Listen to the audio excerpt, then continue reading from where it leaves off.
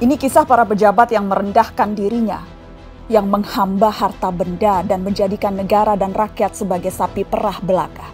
Saat kita semua menahan diri untuk melakukan ini dan itu, beberapa politikus dan pejabat kita malah tetap bernafsu untuk nodong sana-sini, ngutil sana-sini.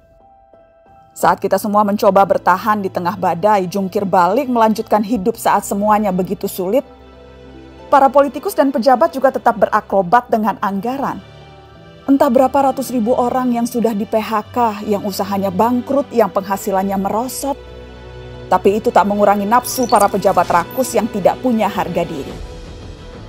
Menteri Kelautan dan Perikanan bersama beberapa staf khusus dan pejabat kementerian meminta cashback dari setiap benih lobster yang diekspor.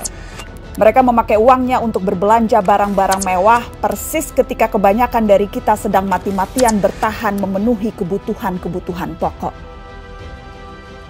Saat banyak orang kelimpungan mencari ruangan perawatan karena kamar-kamar rumah sakit sudah sesak dengan pasien COVID, Wali Kota Cimahi malah memperjualbelikan izin pembangunan rumah sakit.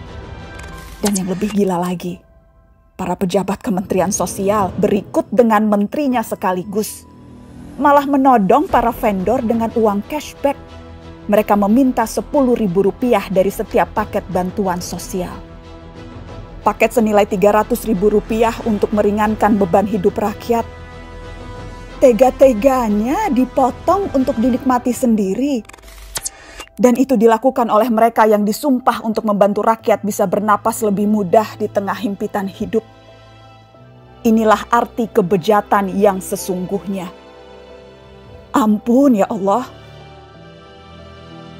Sejak awal, dana triliunan rupiah yang digelontorkan dalam bentuk bantuan sosial memang rentan diselewengkan. Sudah banyak yang memprediksi potensi ini. Mungkin memang kita tidak kaget, tapi bukan berarti kita harus maklum, bukan berarti kita tidak boleh marah. Kasus-kasus korupsi di tengah pandemi membuktikan kompas moral para politikus dan pejabat kita memang sedang berada di titik terendah. Bahkan pandemi yang membunuh banyak orang, menyengsarakan banyak orang, tak membuat para pelaku menahan diri dari hasrat memperkaya diri sendiri. Pandemi justru menjadi peluang untuk menggarong lebih banyak. Kegentingan dan kedaruratan justru jadi ruang baru untuk bertindak lebih brutal, lebih banal, lebih ugal-ugalan, dan lebih tidak tahu malu.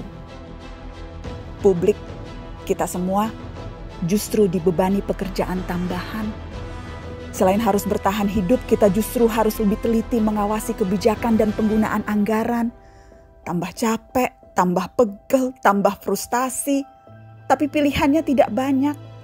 Semakin kita apatis, semakin senang mereka menggasak uang negara. Pandemi terbukti melahirkan kebiasaan-kebiasaan baru. Kecuali perilaku para politikus dan pejabat kita. Inilah kenyataannya. Sudah sebegitu bangkrutnya moral mereka. Memang kita tidak kaget. Tapi sangat wajar dan sangat pantas untuk kita marah.